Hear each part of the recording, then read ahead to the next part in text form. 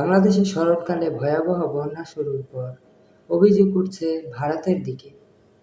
ডুম্বুর ও ফারাক্কা বাঁধ খুলে দিয়ে রীতিমতো অঘোষিত জলযুদ্ধ শুরু করেছে দেশটি।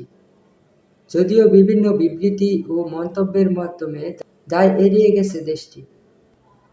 বাংলাদেশে এমন আকস্মিক বন্যা নজর কেড়েছে আন্তর্জাতিক মহলে। বন্যা পরিস্থিতি নিয়ে রীতিমতো সংবাদ পরিবেশন করছেন আন্তর্জাতিক গণমাধ্যমগুলো।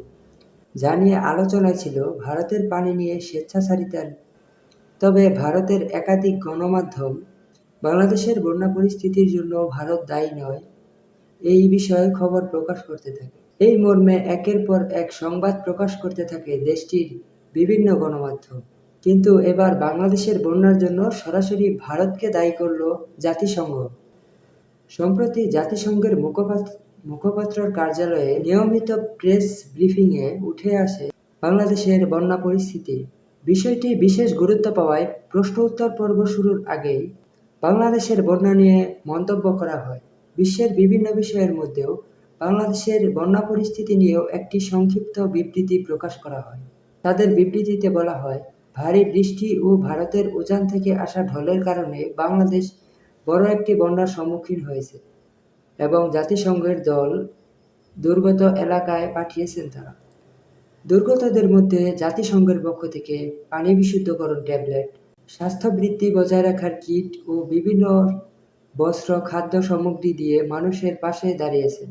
এরই মধ্যে জাতিসংঘ ঘোষণা দিয়েছে তারা 12 লক্ষ বন্যা ক্ষতিগ্রস্ত মানুষের জন্য সরাসরি সহায়তা করবে।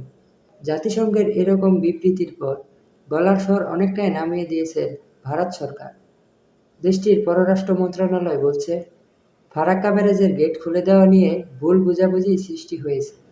ভারতের পররাষ্ট্র মন্ত্রণালয়ের মুখপাত্র রণবীর জেসওয়াল বলেন, আমরা ফারাক্কা বাঁধের গেট খোলার বিষয়টি গণমাধ্যমে দেখেছি। তিনি আরও বলেন, বিভিন্ন ছবি ও ভিডিও প্রকাশ করে বাড়তি ভয় বাড়ানো হচ্ছে।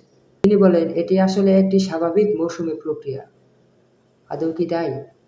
পররাষ্ট্র মন্ত্রণালয়ের এই মুখপাত্র বলেন, সাম্প্রতি বন্যায় ফেনী, কুমিল্লা, চট্টগ্রাম, নোয়াখালী সহ দেশের প্রায় 11টি জেলার মানুষ সরাসরি ক্ষতিগ্রস্ত হয়েছে এই বন্যায়। এরই মধ্যে 7টি জেলায় মোট 27 জনের মৃত্যু হয়েছে।